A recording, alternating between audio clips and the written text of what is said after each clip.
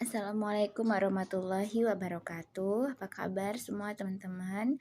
Di video kali ini kita nggak akan belajar tentang matematika, IPA, fisika atau apapun yang biasa kita lakukan. Tapi di sini saya mau bercerita tentang pengalaman menjalani eh, apa ya? Melahirkan. Melahirkan apa tuh namanya?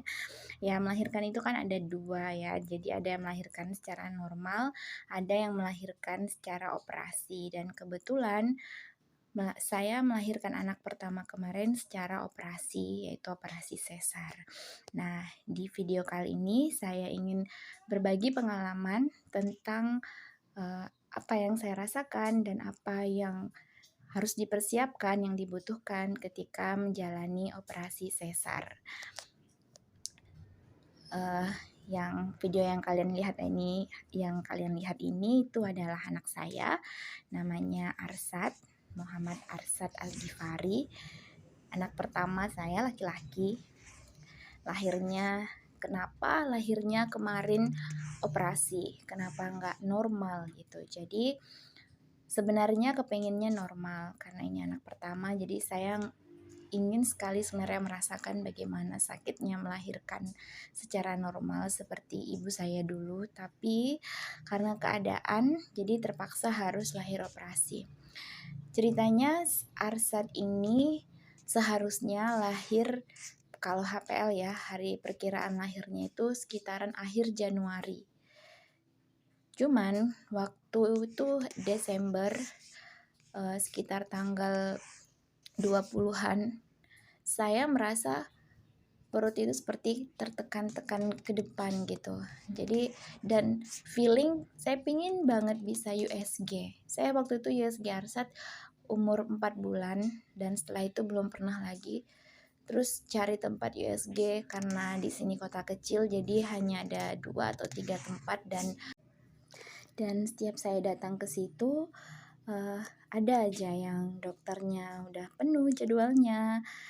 Jadi akhirnya itu ada salah seorang orang tua murid menyarankan untuk ke RSUD aja. Waktu itu saya sudah ngurus BPJS ya.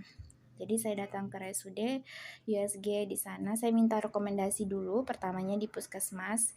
Sebenarnya bidan di puskesmas itu nggak mau ngasih gitu karena dia menganggap semuanya normal. Tapi saya karena mungkin agak bilang feeling saya dan saya agak bersikeras ingin dirujuk, jadi dirujuk dan di USG di RSUD Rumah Sakit Umum Daerah.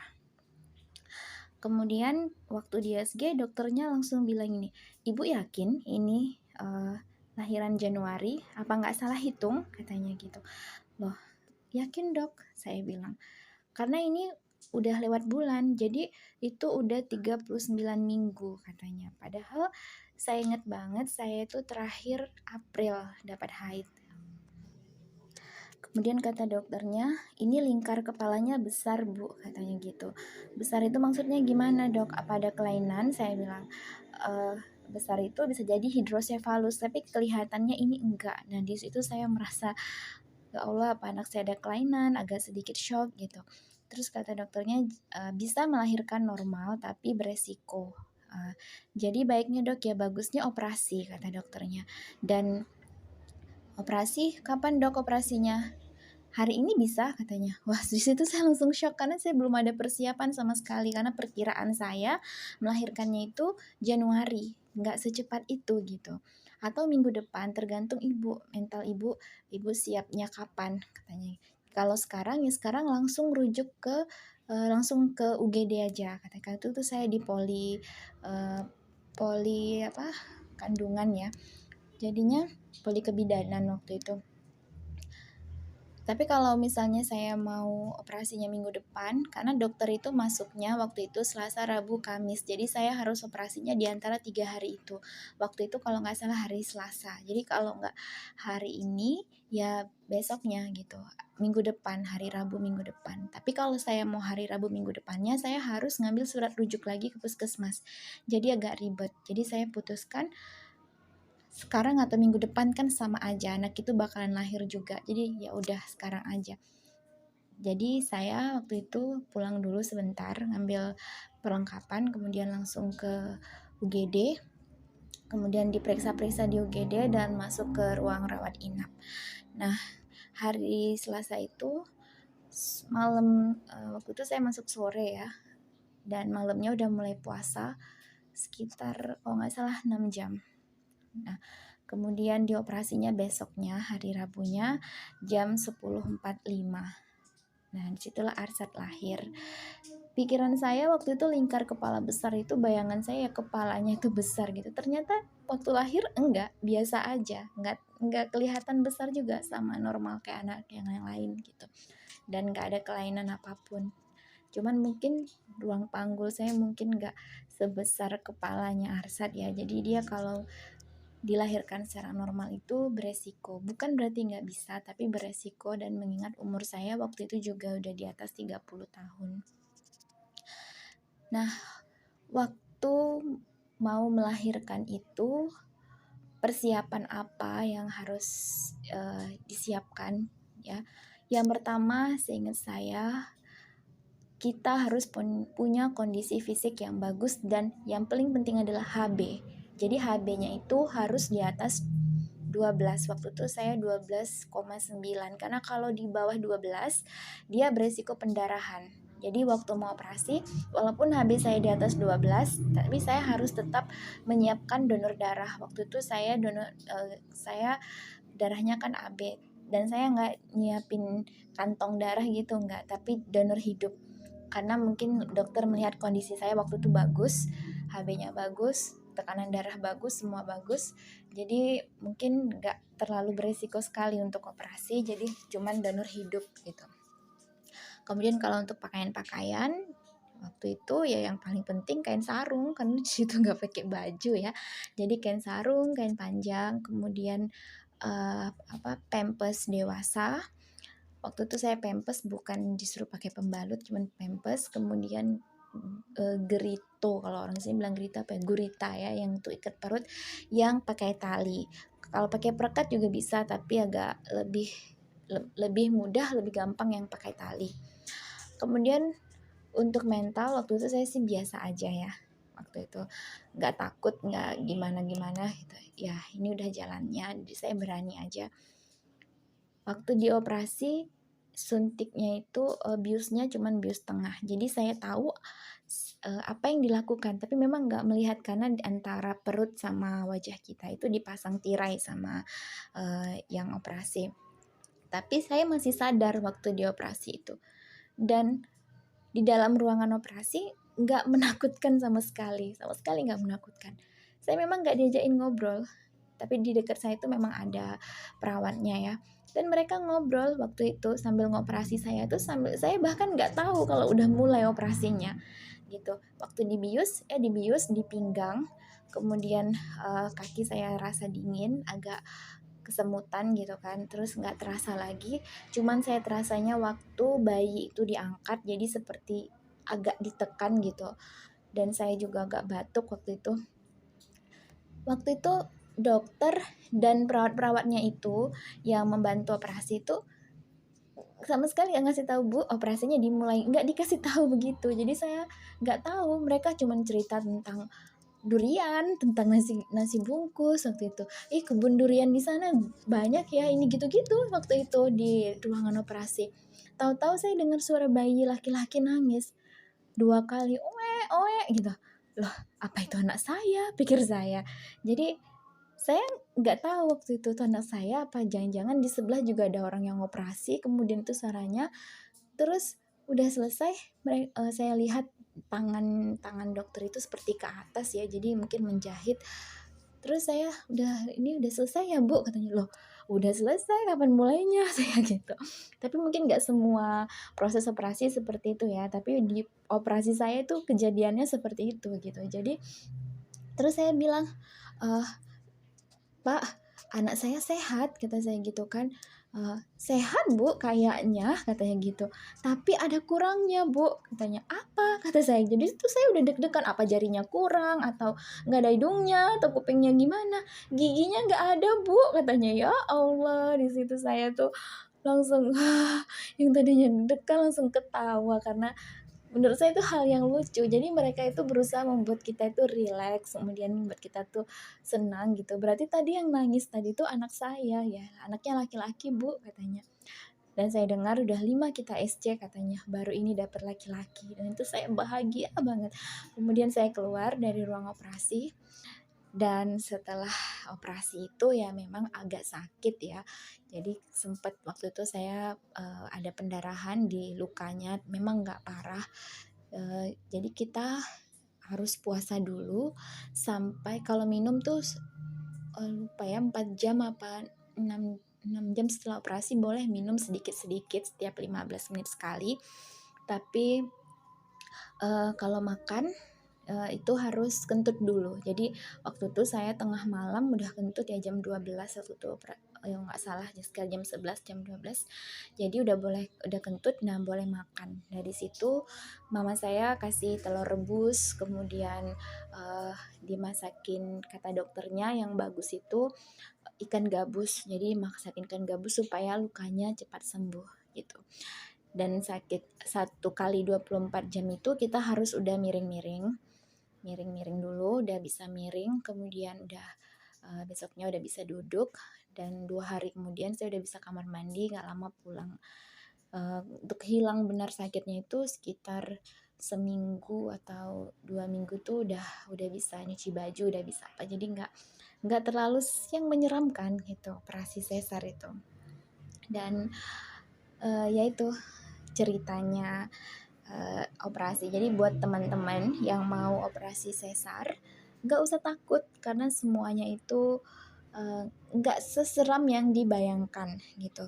Memang kita ada sebagian orang mungkin yang mentalnya kurang ya atau berpikir yang penting tuh kita siapkan diri kita. Jadi ketika hamil jangan lupa untuk minum obat tablet tambah darah paling enggak 90 ya, jadi sekitar 3 bulan.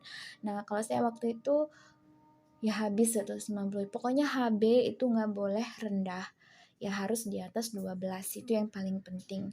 Dan yang paling penting juga kita harus berdoa sama Allah ya untuk keselamatan kita, keselamatan bayi. Dan jangan lupa juga ketika hamil untuk cukupi asupan suplai asam folat supaya anak kita itu lahirnya nggak cacat kayak gitu ya. Dan kalau untuk persiapan pakaian waktu di rumah sakit kan nggak lama ya, jadi saya bawa baju untuk bayi itu ya cuman 3 pasang waktu itu, 3 pasang baju bayi, kemudian bedongnya, sabun. Di rumah sakit tuh nggak dipakein minyak telon untuk anak bayi. Jadi begitu habis mandi ya udah, habis mandi nggak pakai bedak, nggak pakai apa-apa, cuman di bedong, nggak dikasih minyak telon juga. Dan juga sediain susu formula kalau kita operasi ya, karena begitu selesai operasi nggak bisa langsung menyusukan untuk bayi kita gitu, karena kita nggak bisa miring, cuman bisa berinisiasi menyusui juga. Jadi Arsad waktu itu dibeliin sama suamiku si susu formula dulu, dan dia baru dapat ASI setelah aku bisa duduk miring, jadi sekitar besoknya gitu, setelah 1 kali 24 jam. Dan alhamdulillah asiku ada gitu ya, walaupun sulit dia buat ini karena model putingnya itu agak masuk ke dalam, jadi agak susah. Tapi kalau kita paksakan, maksudnya kita berusaha terus lama-lama bisa gitu. Dan mungkin nanti untuk bagaimana caranya supaya, kan kebanyakan tuh anaknya itu karena pertama dikasih dodot kemudian nggak mau nyusu. Nah nanti ada kita bahas di video yang lain ya. Nah kayaknya cuman itu ya pengalaman selama operasi sesar dan persiapannya seperti itu gitu. Oke teman-teman, mungkin apalagi ya yang mau kita ceritain. Oh ya, pengalaman aku kemarin waktu melahirkan Arsad itu di rumah sakit ya. Itu kan ini apa namanya, waktu itu aku bawa baju lumayan banyak ya buat diriku, dan itu semuanya nggak kepake. Jadi yang kepakai itu cuman pakaian buat pulang doang. Dan selama di rumah sakit itu, setelah operasi itu nggak pakai baju. Jadi aku cuman pakai eh, kain sarung gitu, karena mungkin karena luka, jadi kalau pakai baju itu agak ribet. Jadi kalau kita operasi nggak usah bawa baju banyak-banyak, bawa aja baju buat pulang gitu. Kita datang, kemudian sebelum operasi kita masih pakai baju, besoknya enggak lagi. Jadi bawa aja kain sarung, kemudian handuk, peralatan mandi, dan jangan lupa buat cukuran. Jadi kalau mau operasi, maaf ya, itu bulu kemaluan itu harus dicukur bersih gitu. Jadi kalau kita nggak mau cukuran di rumah sakit, ya di rumah sakit itu juga kemarin ditawarin, ibu mau cukur sendiri sama suami atau kami yang cukurin. Kalau sama suami bisa di kamar mandi katanya, tapi kalau kami yang cukurin ya di sini di ruangan kayak gitu. Jadi kalau memang udah tahu rencananya mau operasi, ya udah di rumah juga bisa cukuran bersih kayak gitu ya. uh, dan bayi yang lahir secara operasi, kalau dia sehat, dia nangis waktu lahirnya itu akan bakalan deket kita gitu. Jadi nggak dimasukin ke tabung kaca, jadi nggak semuanya dimasukin ke ruangan tabung kaca itu. Tapi kalau ada beberapa kemarin yang barengan lahirannya sama Arsad, ada yang bayinya itu lahir nggak nangis, dan itu dimasukin ke tabung kaca, jadi nggak ketemu dulu sama kita. Kalau Arsad alhamdulillah dia lahirnya nangis, dia oe-oe 2 kali, oe gitu. Jadi dia di dekat kita. Dan kalau untuk kemarin tetanggaku ya dimasukin ke tabung kaca itu, dan itu karena dia belum masuk ke BPJS, jadi dia bayar sendiri waktu itu. Kalau Arsad karena dia di dekat aku, jadi free waktu itu, nggak ada tambahan biaya. Dan untuk biaya operasinya kan ada list ya BPJS. Waktu itu aku total semua ngelahirin Arsad itu habis sekitar 4.900.000, tapi itu yang bayarin ya BPJS, bukan keluar dari kocekku sendiri gitu. Tapi ada juga kalau yang umum, aku nggak tahu kenapa kok bisa beda ya. Yang umum itu dia lebih mahal daripada yang BPJS, walaupun yang BPJS itu yang bayarin ya BPJS harusnya sama ya, tapi nggak tahu kenapa lebih mahal. Anak orang tuanya anak muridku sama 1 minggu setelah hasil lahir, dia juga lahiran secara operasi, dan dia itu habis sekitar 7 jutaan, entah karena mungkin umum atau mungkin dia lebih lama ya. Itu jadi itu pengalaman melahirkan. Nah, kalian lihat yang di video kali ini itu Arsab udah bisa nungkup loh teman-teman ya. Itu dia telungkup. Kalau sekarang dia udah 1 tahun 3 bulan, jadi udah lumayan gede, udah besar ya, udah bisa jalan, udah bisa lari-lari. Ini video-video rangkuman waktu dia masih kecil dulu. Nah, dia suka golek-golek tuh ke sana kemari gitu. Oke. Dan semoga kalian nggak bosan ya mendengar ceritaku, dan kalau ada pertanyaan boleh komentar di kolom komentar. Dan jangan lupa kalau yang suka video ini, jangan lupa untuk like, subscribe, dan share sebanyak mungkin ke sosial media kalian supaya aku jadi lebih rajin buat upload video. Dan kedepannya mungkin akan lebih sering ya cerita-cerita tentang melahirkan, tentang bayi gitu. Nah, ini Arsad guling-guling nih. Nah, itu mamaku, waduh seksi banget. Oke teman-teman, sekian dulu ya. Dan sampai jumpa di video berikutnya. Bye-bye. Assalamualaikum.